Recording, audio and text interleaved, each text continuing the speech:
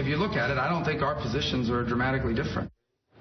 So despite what Rubio said there is some differences. We'll talk about those in a second. But Rubio made news on immigration in another way today. He went on Fox News and he made it clear that some people who are in the country illegally now will have to be deported before there can be a talk of additional immigration reform. So, John, in this fight over immigration and more broadly, if we head towards a Cruz-Rubio showdown, who has the upper hand? Well, at this moment, I think Ted Cruz has the upper hand. His position is clearer, easier to explain, and more consistent with what we think we know about these two guys. Ted Cruz was not a member of the Gang of Eight. Marco Rubio was a member of the Gang of Eight.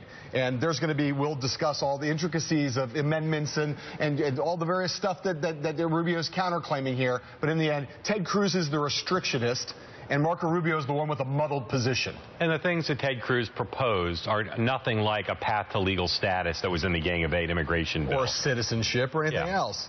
Or citizenship, which is what I should have said. The other thing is, this is now at least the second time that Rubio has staked out a position on immigration that moves him even farther to the right. Yes. And it is going to be harder and harder for him to avoid lots of criticism. And if he becomes a nominee, additional criticism, staking out these positions in an ad hoc way, and that it works to Cruz's benefit. Right. Well, we talked about this yesterday on the show.